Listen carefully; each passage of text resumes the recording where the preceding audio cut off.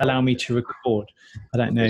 So I just hit record, and now let's see, where is the request coming from? Rudy, here, I can do it from here, can't I? Rudy, more, allow record. Oh, there you go. Thank you. Okay, so we're both recording now. How much time do you want to give people to drift in? I mean, we're only up to 7. What do you think?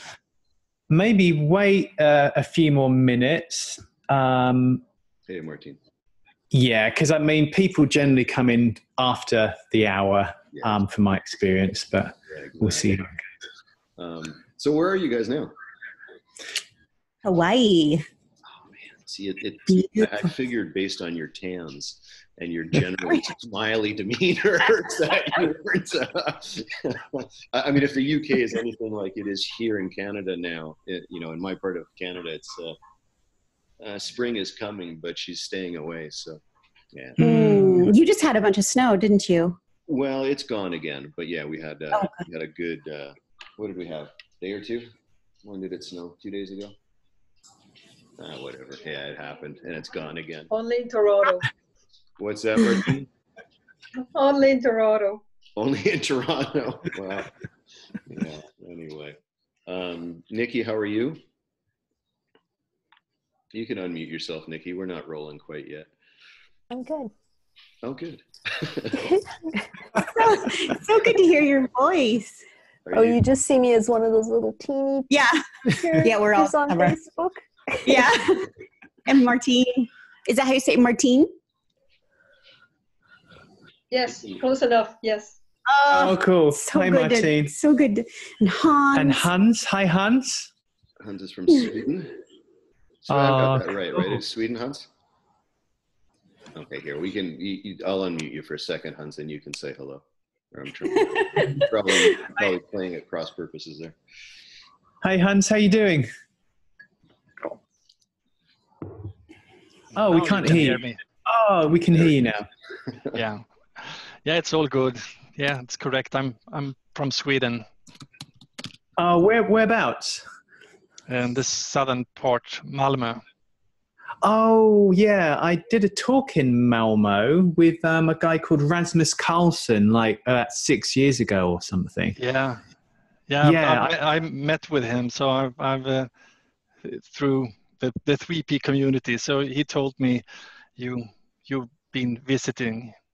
Oh, yeah. I really enjoyed the Swedish are really beautiful hosts, very, very kind people. And it's a breathtaking country as well. So I hope to, visit again at some stage when all this stuff's over. Yeah. What's happening at the moment. No traveling for a bit now. How does it look in Hawaii? Like what's the sense of the general sense of the population there these days? It's not too bad at the moment because there's very little happening with that in the Big Island at least, and people still going shopping and there's no queues to go into supermarkets, and we're self-isolating, but we're not really, are we? We're doing as much as we physically can short of going to the supermarket. But yeah, it's quite behind everywhere else in the world. Yeah. We actually just did a webinar on that yesterday for people who are worried about it. So it's all good. Nice. Well, I'm glad that. Hopefully it'll skip Hawaii for the most part. I guess having a little bit of isolation and if tourism has been slowed down, maybe it won't be quite as monumental a thing to overcome. We've got roosters and chickens in the garden, so if you hear a cock-a-doodle-doo or tweeting in the background, we apologize. They're called red jungle fowl here. Seriously, I looked up birds of Hawaii and I see a picture of a rooster or a cockerel and it said red jungle fowl. So that sounds quite exotic, but they're just really they're just wild everywhere. Roosters. We've got there's 3 acres of bush here and they just wander around. So yeah. So do they produce eggs for you? If you befriend them. Yeah, I've done that. When I first arrived, I befriended them and fed them popped popcorn. I popped it in olive oil. I started to name them, and Oh wow! And they started following her around. Every time Jules went into the garden, there was this big flock of chickens following her around. It was really cute. Yeah. Chicken whisperer. Yeah. Oh, Martine said here it's wild turkeys. Oh, I'd love to see wild turkeys. Wow, that's so much bigger. They're really cool. Yeah. Anyway. Sherry is here. Sherry, are you there? Yeah, I'm here. I can't figure out how I get to see them. I can just see myself. So. You're on. Try gallery view. Yeah, my Zoom skills. If anyone wants to step in, if you're on a PC or a laptop, there's something called Speaker View and Gallery View at the top right-hand corner. It's like a little box that you click, and then it will change what you're seeing. Can you see that at all? So Sherry, across the top of your screen, on an iPad, right? iPad. So just slide on the screen to the left or right. You're going to see a different view on an iPad. Oh, is that all it is? Oh, did you find it? No. Well, No. Just put your finger on the right side of the screen and swipe it to the left, and you should see more people on the screen.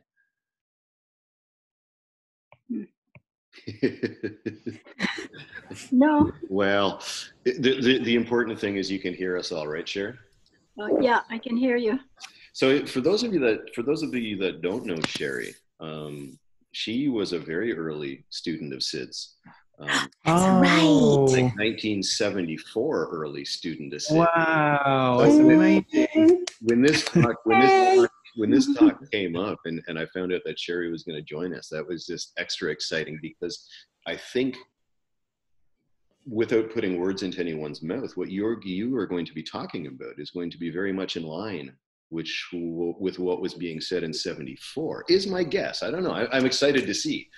So yeah. Oh. Well, I hope so. Yeah.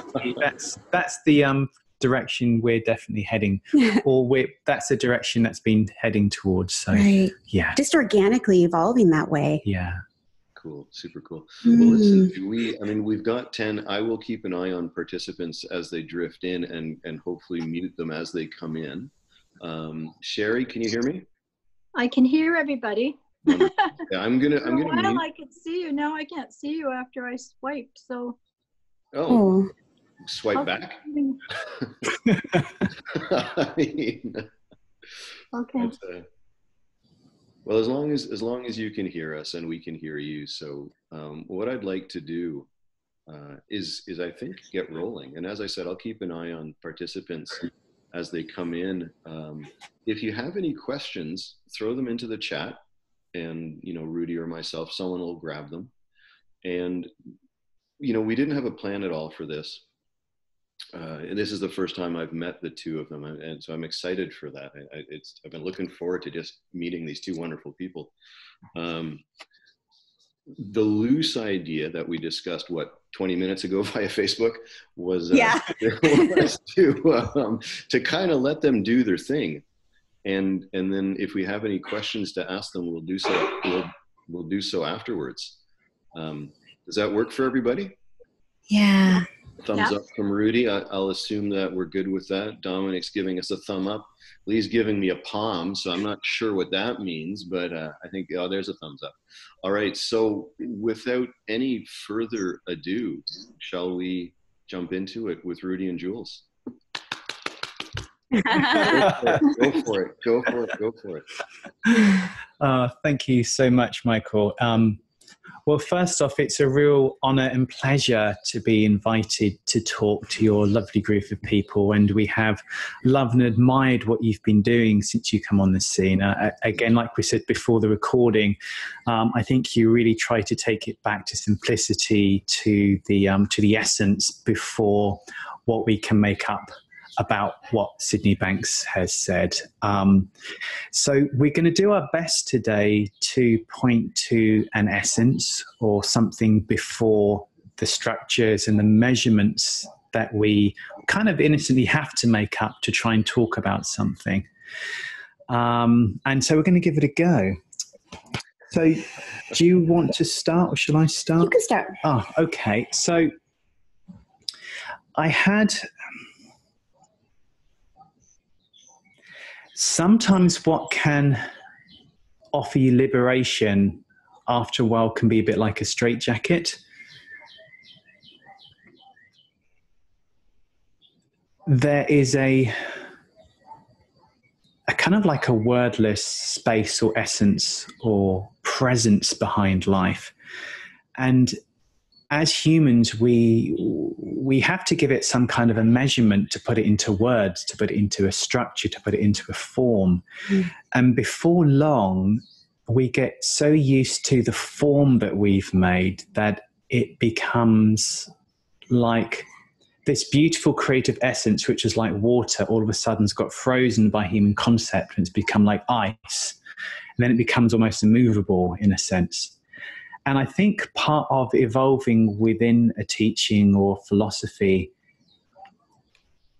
is to melt the ice back to the water, and then you find you fall out of the teaching or the philosophy back to where it originated from.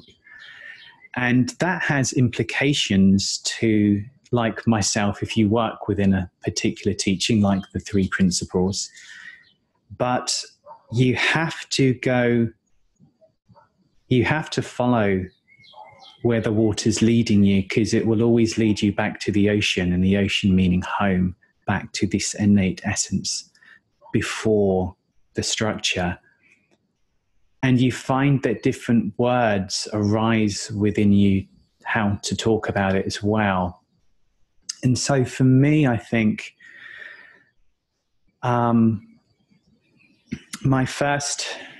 the first experience that happened before I came across the teaching of the 3 principles as we articulate it was when I was 20, and I was a devout atheist. Atheism was my religion. I didn't believe in anything spiritual. In fact, if you believed in anything spiritual, I felt you were seriously deluded. I had a pretty traumatic upbringing, and the effect of that is I kind of turned into ice in a sense, and I was very critical, judgmental, skeptical, if you will. And then spontaneously, completely out of the blue, I remember sitting looking at a mountain range in New Zealand. It's the first time I've ever been traveling. First time I've ever been on an aeroplane, actually. I was 20. And there was just an experience. And in a sense, there wasn't really so much of a Rudi present experiencing it. There just was what was. And what was, again, I'm having to try and put words on it, and it really isn't anything that I'm saying. But it was like I just was everything, everywhere. I was all of the human race at the same time, but I was all the animals at the same time. And I was the weather moving through the sky at the same time. But then there seemed to be an expansion, and I realized that I was all of the sentient beings in all the multiverse. And I know that sounds completely nuts or sci-fi, but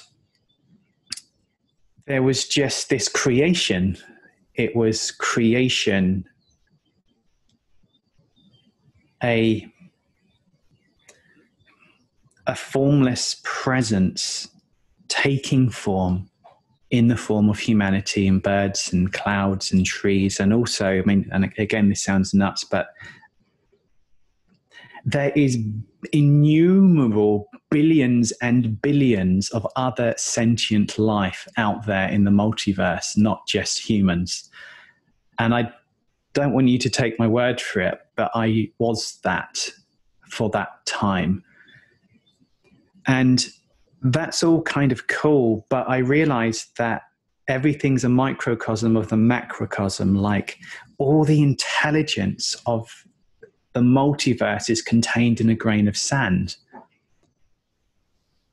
And everything is so much bigger than you can possibly imagine, but also so much smaller. And I know these are all paradoxes, and that's all kind of cool, but that's secondary to what happened next. It was the feeling of it, the feeling of this essence, creating creation and uncreating creation back to this void, was, as a human being using perception to perceive, the feeling of it was unconditional love. Completely unconditional, all embracing, completely whole, one power. And that power was benign. It was love. It was,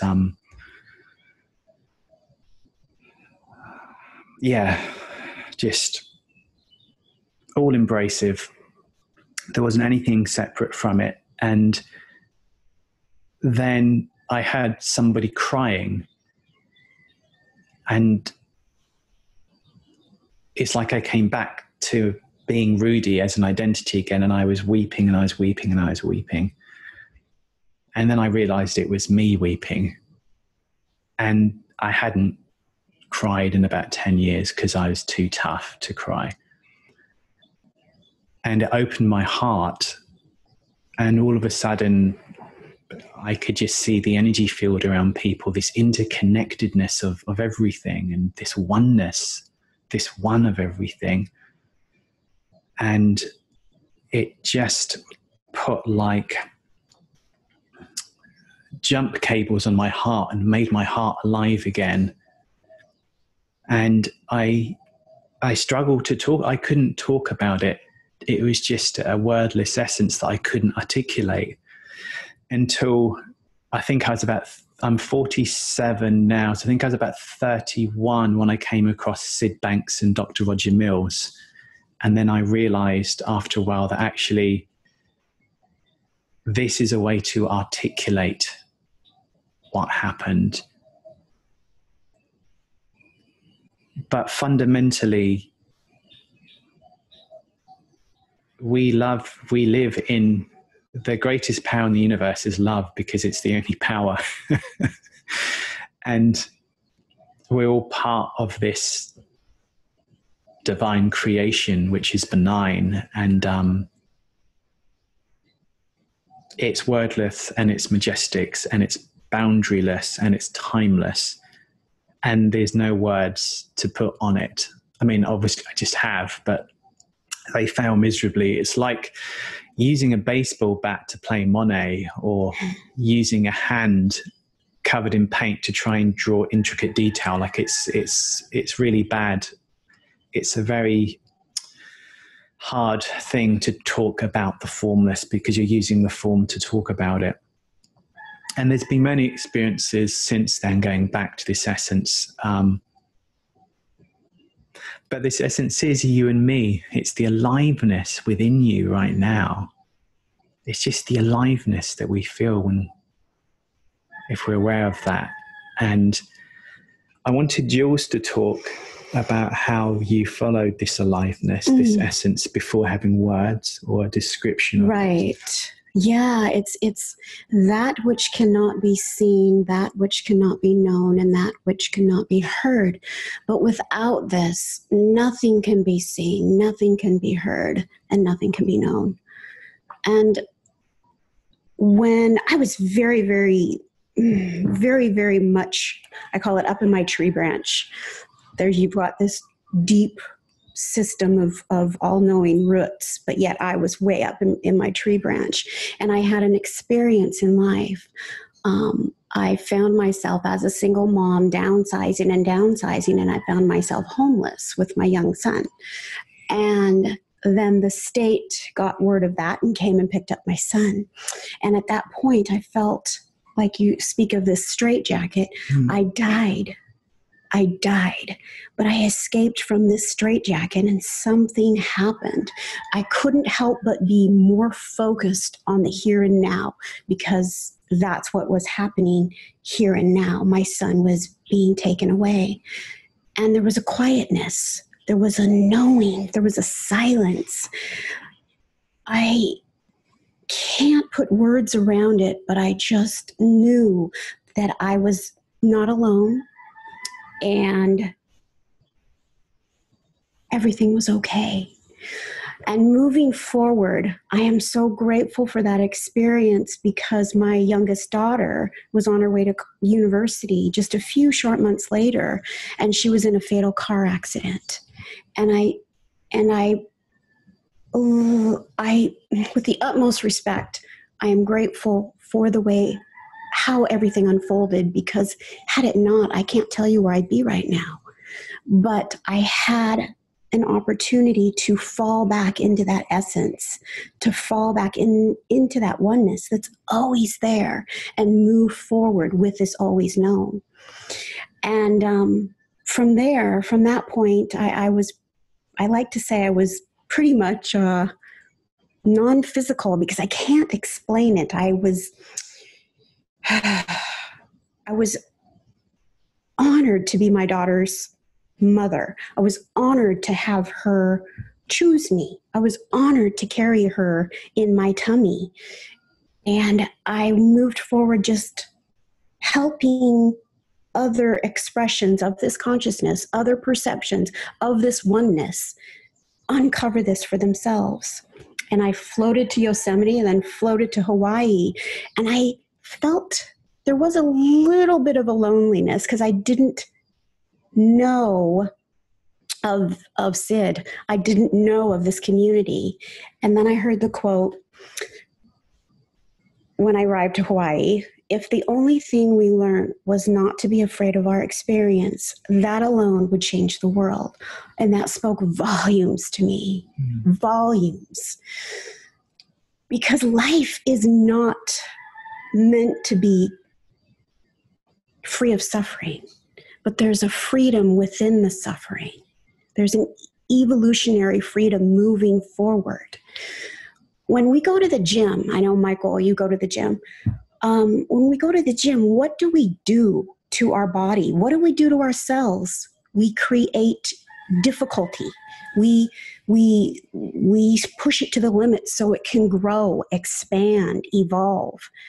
That we describe that as being healthy.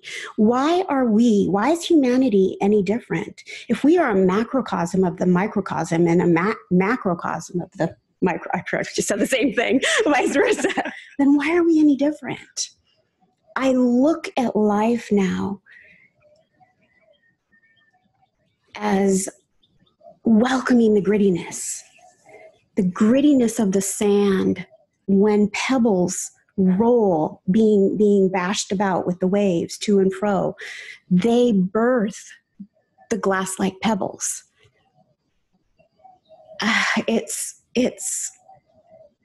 We are all expressions of this beautiful essence.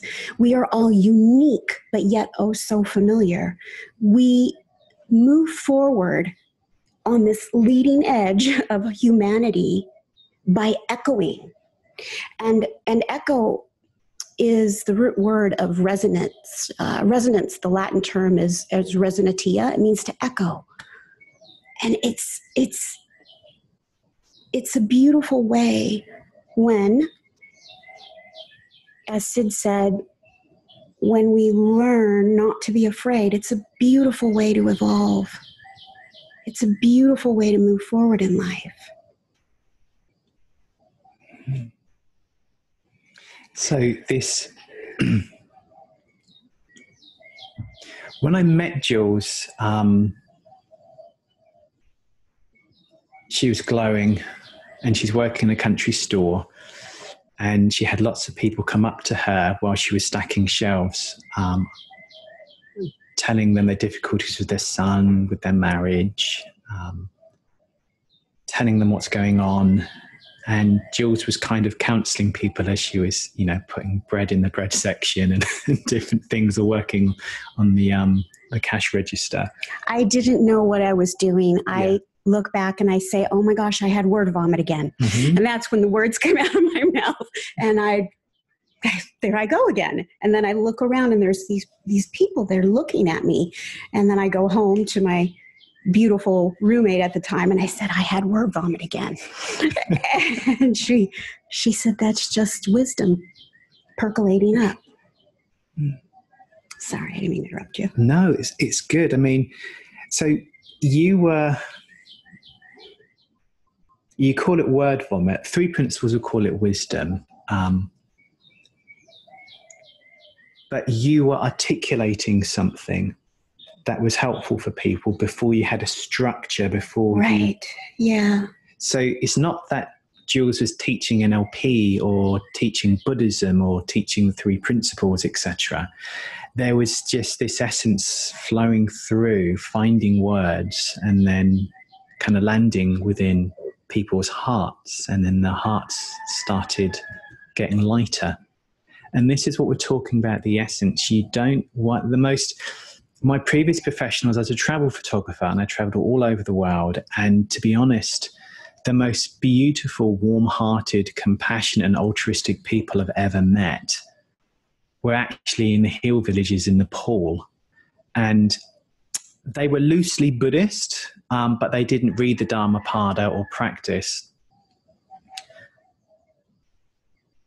But the essence within them was so at the surface. We don't need a structure for the structureless to move through us. We don't need a measurement for the measureless to breathe through us.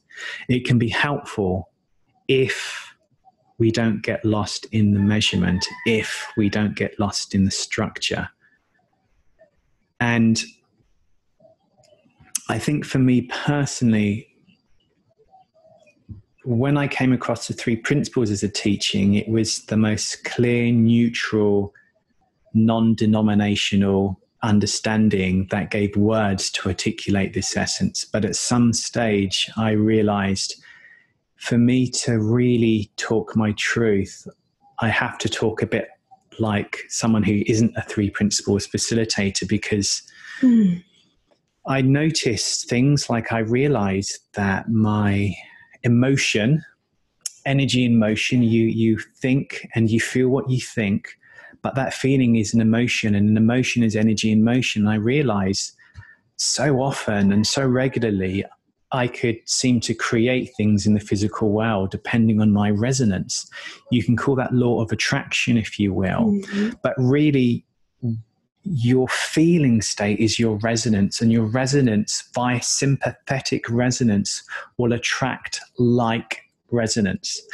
Like I've got a guitar over there. If you hit the D string, a D string on my second guitar will start vibrating. It's not personal. It's just one of these fundamental laws interwoven in reality. And well, both of us have had and continue to have what you could call psychic phenomena. I don't use that word, but what I say is as you get unconditioned, you fall back into this resonance of love, and then your innate essence has a bigger bandwidth or perception on what we call reality. And if most people's reality is here, this is like the norm. As we get unconditioned, as the innate essence is naturally moving through us, we expand, and then this fringe here people call psychic phenomena, but it's not. It's just completely natural that we've been conditioned out of. And I realized I couldn't talk exclusively as a 3 principles facilitator anymore, because my experience had gone beyond the teaching. It hadn't gone beyond the 3 principles because it's everything, but it had gone beyond how it is taught. And so there's lots more we could say about that. And I'm not kind of bashing the 3 principles, because still to this day, I don't know if you guys saw a webinar I did yesterday about the coronavirus. There's a logic to the 3 principles. Thought creates feeling, that is damn useful. In fact, we did a survey at the start of the webinar. We asked people, how worried or freaked out or anxious are you about the coronavirus? And people scored 7 out of 10. after 45 minutes talking about the logic of how a human experience works, we asked again, and people put in the chat, and it went down to 2 out of 10. So that's about a 400% reduction in stress and worry just by talking about the nature of the human experience. So we do talk about the nature of experience. We do talk about thought-created feeling, but also there's so much more to life. There's so much more to the human experience than we realize. And it is freaking majestic. Yeah, thought creates feeling, and it's this feeling that's the language that speaks to this essence. We tune into, like you were saying, the law of attraction. We don't necessarily attract, but we tune into like resonances. There's like the D string will only be harmonically resonating with the other D string. Doesn't mean that the other strings don't exist. It just means that that's the one they're tuned into. So I guess if you want to follow love, you need to be courageous, because love will take you in pathways that you never imagined. And some of the pathways can be perceived as quite difficult or frightening. And you're going to get people disagree with you or have judgment about you. But when you live for this love and not what other people say, when you live for this love and not for achievement, when you live for this love and not for the perceptions of others of you, that silence within guides you and clothes you and feeds you and articulates through you. And then your life goes from like walking around in black and white to walking around in full color. And then you keep remaining true to this love, and then it becomes like a 4K screen, and then it becomes like a hologram. There's this infinite depth of experience to be had within the human experience, not transcending it, but within the human experience. Because consciousness, this one divine, measureless consciousness before time, space, and matter, that works and creates within time, space, and matter. This unified one whole consciousness has to create the thought of a separation for there to be a human experience. If humans didn't think in dualities, meaning me, you, here, there, now, then, there would be no human experience. Right. Because, so we're not bashing the human experience. We're saying that I'm glad that I know that I perceive a separation between myself and Jules, because I get to kiss her. That's really cool. That's where the echo comes in. Yeah. The resonantia, the echo of these expressions. Michael is cracking up over there. Yeah, that's how we evolve and grow. That's when life is perceivingly difficult. That's the grittiness. That's the grittiness birthing the smooth. I'm glad that I can go out and look into nature and go, wow, this nature is beautiful. That seems to be a me here, and then there's a nature there.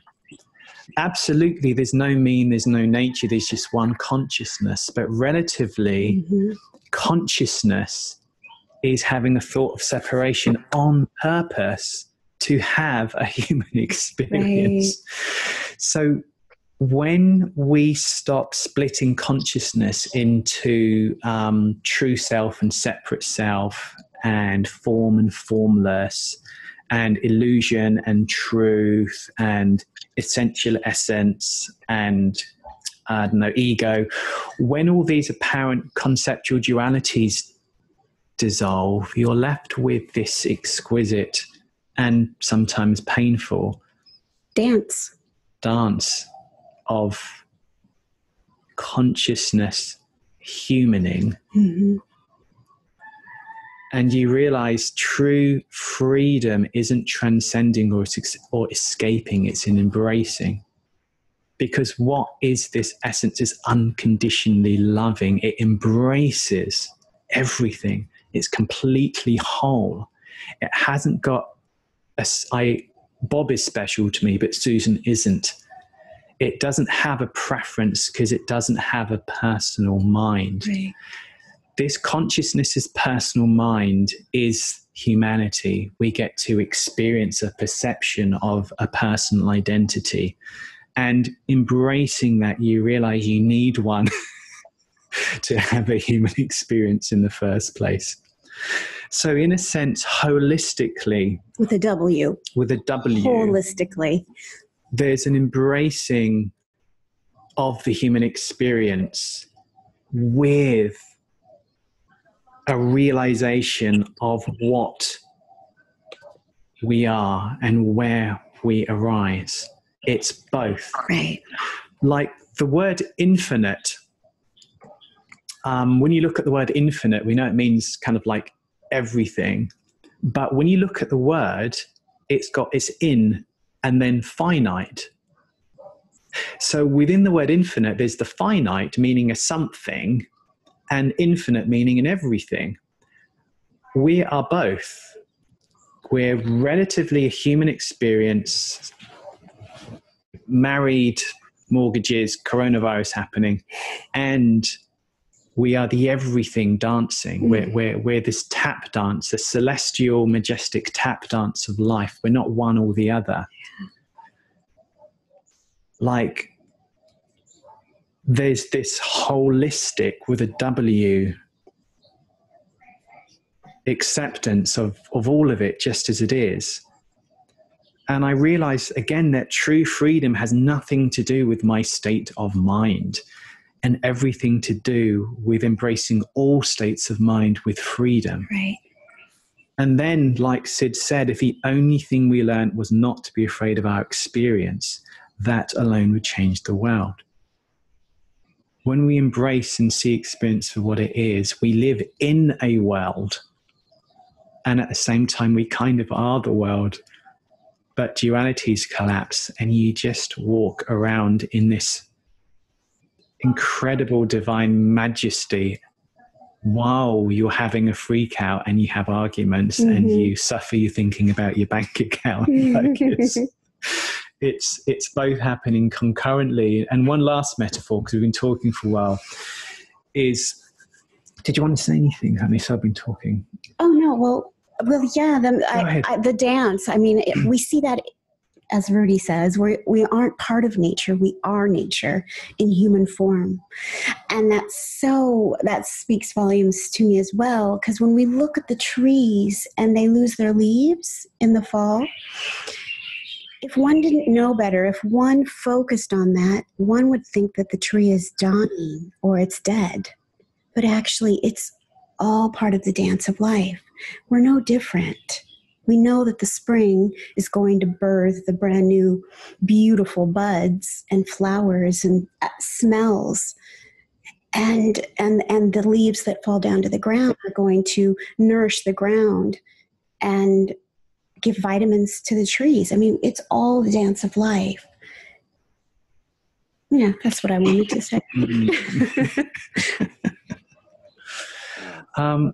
So I don't know if you guys, Michael, if you want to, over to you guys. Yeah, no, I've really got nothing to add to that. Listening to it, and it just sounds so in line with what I've been experiencing for myself, that we are both in creation and of creation, and the recognition of that brings so much freedom to our non-dual perception of life, that once we see beyond the separation actually becomes quite enjoyable, because yes, I can kiss my partner too, you know. Yeah. That was brilliantly said. So rather than we ramble, though, does anyone else have questions or thoughts? Because basically what you said, I was just nodding in agreement. So are there any thoughts from anyone? I will say, Jules, listening to you share about your daughter, I know there's at least one other person in here right now who can speak to that from personal experience, and whether she'd be willing to or not, I don't know. I'm looking at her. Sherry, can I put you on the spot a little bit? Yeah. Well, definitely the experiences I had with Sid, and then I just kind of went on, we went on with our life. He just was saying, all you people don't have to be here on Soul Spring. You don't have to be following me around. You have the secret to life now. Just go and live your lives. Stop trying to be different than everyone else, being hippies and special that way. Just be part of everyone and go and do something good in the world. And so that was kind of what we went on and did. But many times I came back to something that had happened to me listening to Sid, which I'm like you, folks, they're trying to express it. It's just kind of so unexpressible. But yeah. When we had a grandson that died suddenly in his sleep when he was 2, and that was heartbreaking, of course, and they're so beautiful, like a little angel at that age. And I think I found so much strength then in knowing the teachings of Sid, and knowing, like Sid would say, you go to the playground, you're in the playground of life, but when you leave that, you go to another playground and you still come back to the playground of life. And that's what Linda and I want to talk about in a couple of days. We have some of his old teachings that haven't been heard before, and that really expresses that. So losing him, that was a great strength to me going through. Of course, I went through being sad for not having him in our life. But then my daughter, one of my daughters was murdered when she was 45 years old. And people say to me now, they say, how do you go through that? Like, you have been so amazing going through it and being there for her sons and for everybody else. And I think it's because I realized, that she's not lost. She's where she's supposed to be right now. That's how I feel like it. Mm-hmm. And I think, that's a great thing. It's just some of the things that he said that soaked in some way that help you to see life a little bit differently than maybe some other people are realizing it. But one of the things you said, I just wanted to say briefly, when you talked about there's nature there and me here kind of thing, one of the things that Sid used to actually say to us is, I can take you into the forest right now and show you how to get energy. You can get energy you don't have to be with other people. You don't have to listen to me. If you're in nature, I can show you how to do this. You can take that energy right from nature itself. Oh, wow. Love that. You do find that, right? You're sitting in a beautiful place just by the smell of the pine trees or something, and you have this feeling come into you, and you're just resonating that energy that's right there for all of us all of the time, which is great for us because we're in isolation right now up here on 5 acres, so we're getting a lot of that energy. Wonderful. Wow, that's awesome. Yeah. Thanks, Sherry. Does anyone else have a thought, something they'd like to share, or a question they'd like to ask? Sherry, I'm going to mute you again. Don't be shy, folks. Oh, I saw someone's hand go up. Who was that? Lee. All right, my friend, you are unmuted. Hold on. Can you unmute yourself? There we go. Yeah. I playing battle of the mute and unmute there. I haven't quite formulated the question, but I love what you said about. Okay, so when I'm talking about principles and talking about we live in the feeling of our thinking, what I tend to I feel a little guilty, if you like, about the fact that I don't necessarily talk about mind, consciousness, and thought. And and I think you've really addressed that in the sense of, well, and like I said, I haven't quite formulated this, so, but I think you've addressed that in the fact of, once you have the basic understanding of that, perhaps I always keep in the top of my mind, we live in the feeling of our thinking 100% of the time. And you can't really mess with that, can you? I mean, that puts everything into perspective. And then my second one to that is to say we only have one problem, which you addressed, that we are afraid of our experience. And I also heard that Linda Pransky once said that our number one problem is that we react to our experience, and I like that too. So I guess I love what you're saying about moving up beyond. Do you feel that we actually create our world? You talked about law of attraction and so on. Yeah, well, that's a really good question, Lynn. Thank you for sharing that. Big question. So this sounds completely mental, but bear with me. I love that as a precursor. Here's what I'm going to say. It may sound mental. Okay, carry on, Rudy.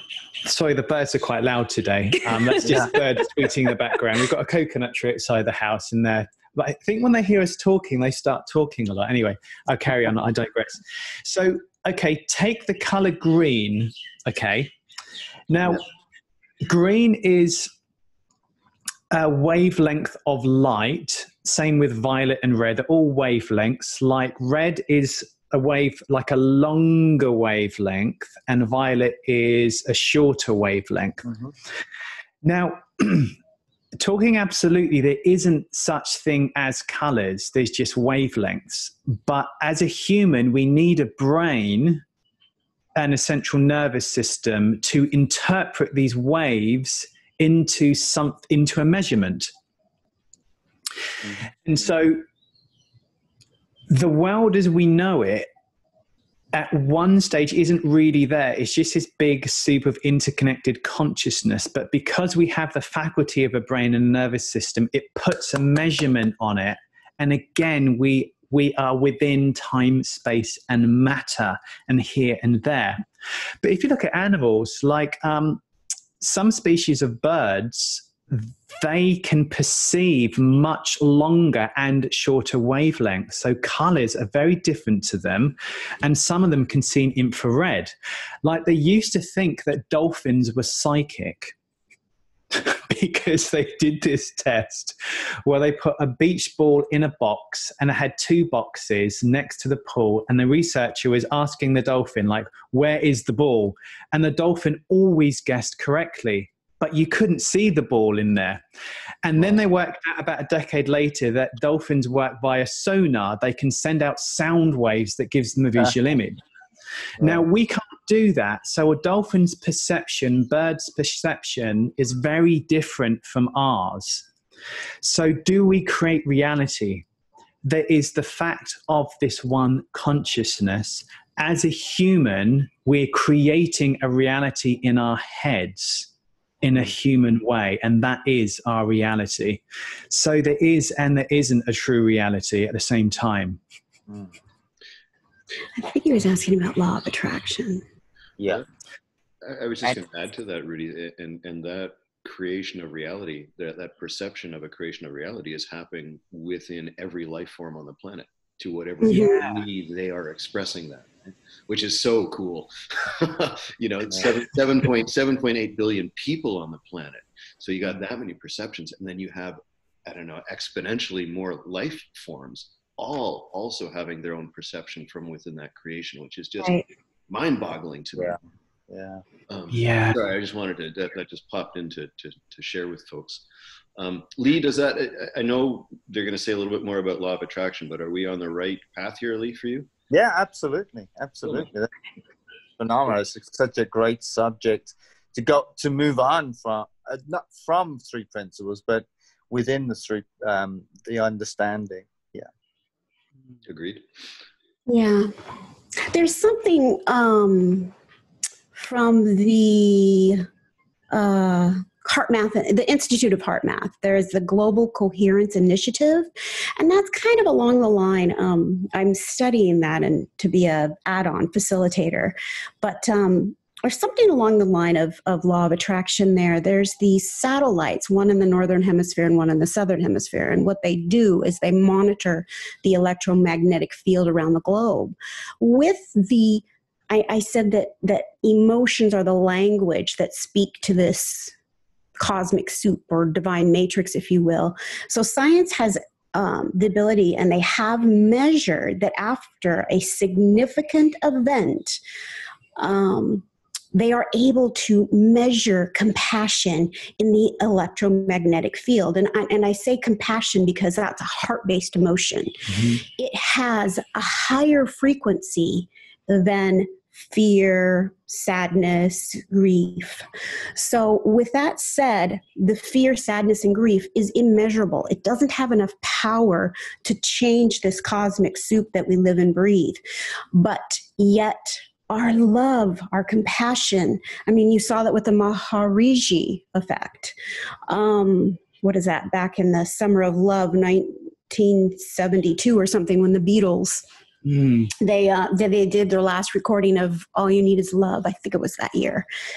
Maybe it was before that. Anyway, with that said, yes, we are creative beings moving forward. We are on the leading edge of this consciousness, and with love and compassion, we can move mountains. And that's what I wanted to share. Yeah, that's interesting, because very simply, when they've measured the power of love, compassion, joy, it's a very high frequency. And they've measured lower feelings, like fear. It's a very low frequency. Now, the higher the frequency, the more it has an effect on space-time, which we could call creation or physical reality. The lower the frequency, it has less power to affect space-time, again, meaning creation of physical reality. And so do we create what we see, what happens to us? Well, no, yes and no. There's a bigger mind behind things. We don't really know what's going to happen and why and when. But also our emotion, we feel what we think. Our feeling is an emotion, and another word for emotion is energy in motion. Our energy in motion, our frequency, reverberates out into this big interconnected field of consciousness we're calling life. And via like resonance, things pop up depending on our resonance. Yeah. So it's not something that you have to consciously do, or you have to sit there and manage things in your mind. We're not saying for people to do that. We're just saying there is a natural implication to being human and having feelings. Right. There's a natural implication to feeling love and compassion. And what does this group, what does Michael Fall's group do? Points us back towards this love and compassion. Mm-hmm. In fact, I'll say this briefly, but there has been numerous studies on when a small group of people get together in a space of love and compassion.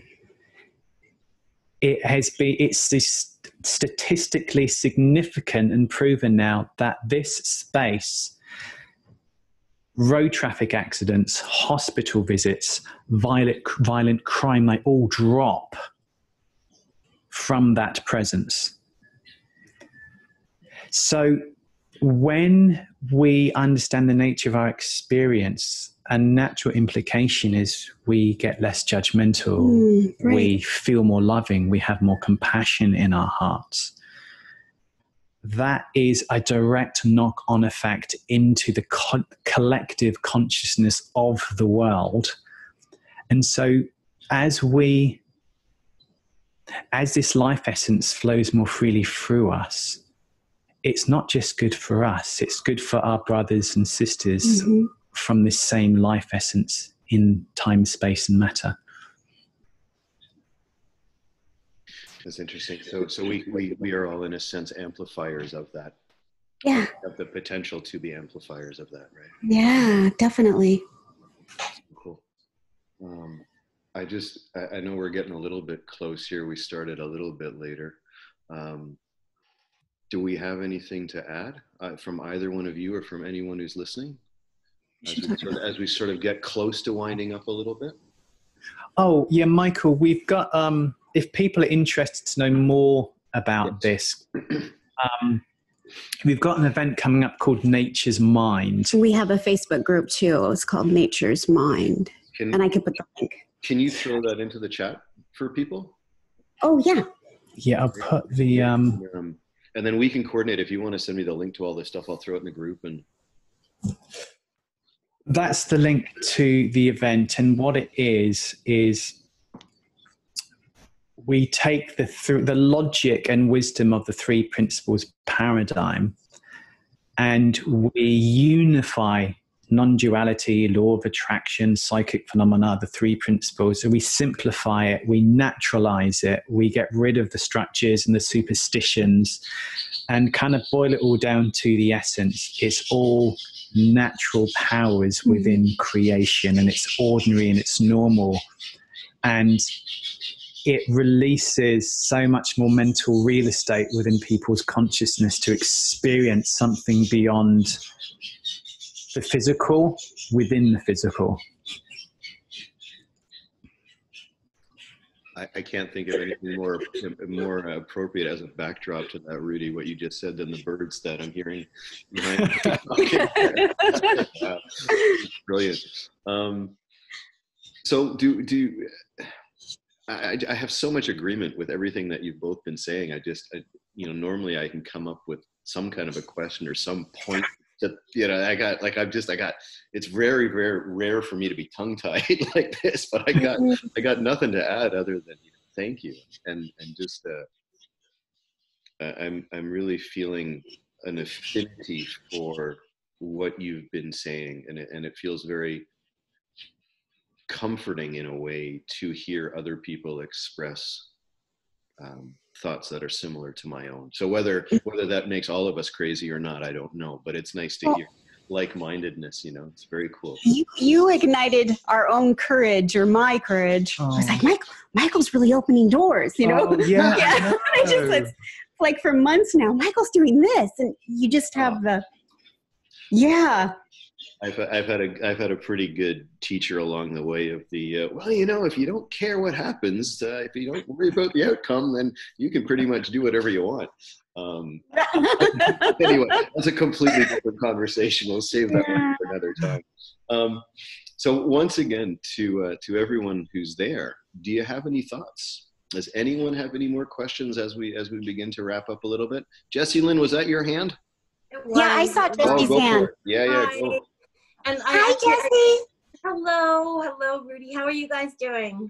Good. Nice to see you. So nice to see you as well. I'm sorry I missed the first half. My son's not feeling well, so I missed the first half, so I'm looking forward to the replay. Rudy, you had me at statistically significant. Can you send me the links to those studies that you were talking about? Because that's amazing. I love that. Come into our group, because we have it all in there, the Nature's Mind group. I'll send it to you. Okay, awesome. The first research was in the journal. It got published in the Journal of Conflict Resolution around the Middle East. The effect of its vibration reduced violence and a whole bunch of stuff. But there's been numerous studies. One of them was actually in Washington, where road traffic accidents reduced by 33%, violent crime 23%. It's all in there. So we will send you the links to that. For sure. Lovely. And so lovely to see you guys. I can't wait to listen to the whole conversation thing. And I don't think I've ever seen Michael speechless. So well done, you guys. Oh. Thanks, Jessie Lynn. All right. Are there any other thoughts from anyone? Any other questions? I know Arlene, I know you can hear me. You sent me some questions. Have they been answered? Have they been addressed for you? Oh yeah. Hey, Arlene. Hi. It was perfect. I wanted to hear the real life, not just a formulaic, this is the 3 principles and stuff like this. I mean, you guys have so much heart. And sharing that, I think, is really helpful and important to people, instead of like, this is the formula, this is how we do it, this is what you go and do. You know, there's more to us as human beings than just that. So thank you for opening that door and for sharing that with us and for living life and for being human beings. And the science bit that you added, you know, the heart math and stuff, that's important. We need to have that information. And Yeah. And just to go, it's your thoughts. I mean, that's like, there's so much more that helps us understand and helps us share than, you know, just that. Mind, consciousness, and thought. It's like a whole, it's holistic with a W, you know? Yeah. Yay! With the W. I think that's a great distinction to make, actually, you know? I mean, that struck me as well. The W. Thanks, Arlene. Anyone else as we begin to wrap up, folks? Last chance for now. No? Hans? I know you a little bit. I can now. He's shaking his head. All right. I don't want to call it any. I could probably call out Nikki if she. Yeah, there we go. What do you got? Hi, Nikki. Hi. Hi, Nikki. I think the one thing that I like just saw a visual of when the two of you were talking about, you know, I've studied non-duality a lot, and just the idea that we are in these separate units. And that when I saw you talking about, well, and we get to experience that, I just saw that that's like, there's one love, but in these separate bodies, then more love is created. Like when we come together and we seem separate, then as we interact, it's like, it was almost like little sparks of increasing love through this experience of seeming separation. That's all I've got. I love Yeah, that. I love that. It's beautiful. That's the resonance. That's the harmonic resonance, the echo between two perceiving these separate beings. Yeah. And It just envelops expansion. all I can say is the resonance between myself and Jules, I mean, this is for a completely different webinar, but the harmonic resonance of two people, what can be created by vibration is just unbelievable. But that's for a completely different webinar. So, but I love what you said, Nikki. I love that. Love. Yeah. It reminds me of, you know, when someone's doing a Facebook Live or a story and you push the heart button and all these little hearts go. Yeah.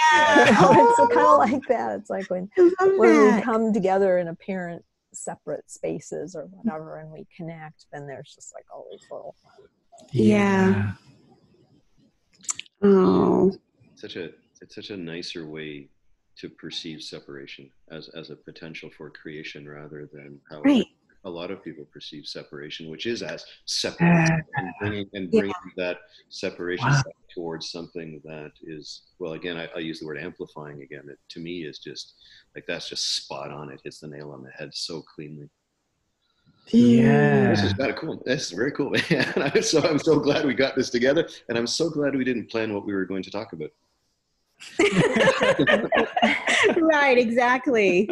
You know. Yeah. One last thought, because I think in non-duality, sometimes there's a myth perpetuated that there's no, like if you get rid of the separate me, then there's only bliss and there's no suffering or learning or pain or loss.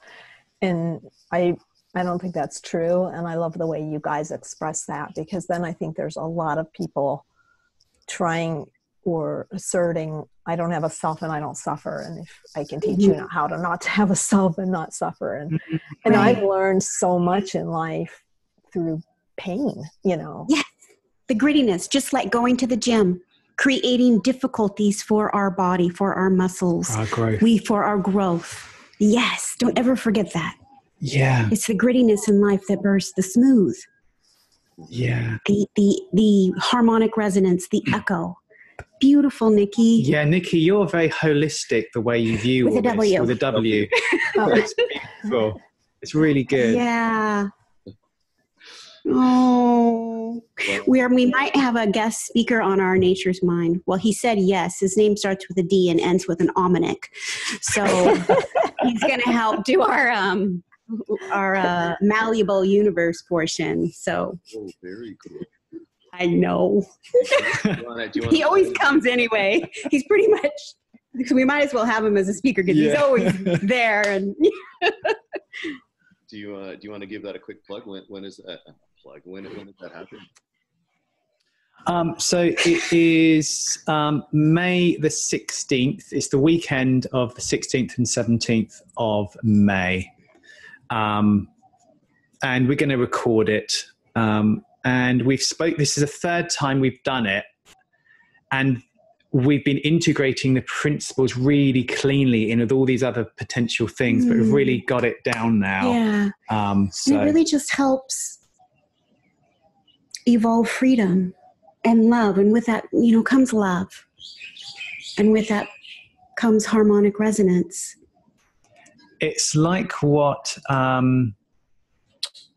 Sherry was saying. Fundamentally, when you throw away the words, just have a nice life. Don't think about all of this stuff. You don't have to talk about this. You could just love your partner. You don't have to write a book or facilitate this. You could just go and enjoy nature. Like, you don't have to become or achieve or do anything. You can do that as well if you want to, but it's not what you do. It's the state you're living in when you do stuff. And fundamentally, it's really, really simple. It is unconditional love, full stop. And that's what people notice. Like, if you want to impart that to someone, what better way to do it than through your own representation in life? Right? Like, you can't teach, but you maybe can be an example. And the more you're an example, the more people will be attracted to that or drawn to that. Anyway. Beautiful, Michael.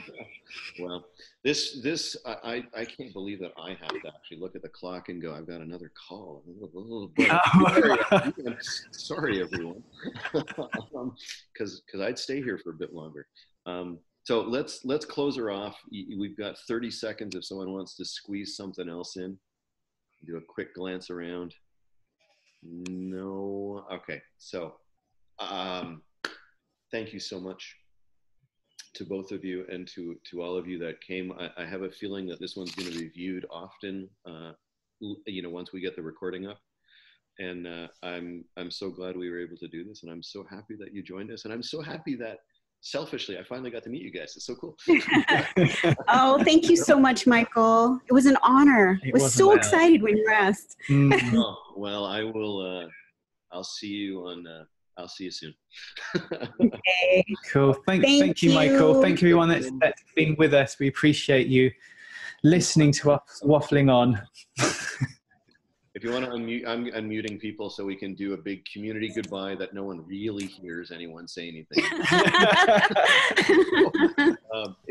I'm trying to unmute everyone. There we go. All right. So on that note, goodbye, everyone. Thank you so much. Thank you so much, you guys. Bye, guys. Thank you. Yeah. Remember, always with a W. W. Oh, there. Yeah. Okay, on that note, bye, everyone. Bye. Thank you, Roosters. Bye-bye. Thanks. Lots of you guys. Thanks, Sherry. I'm really doing it now. Goodbye.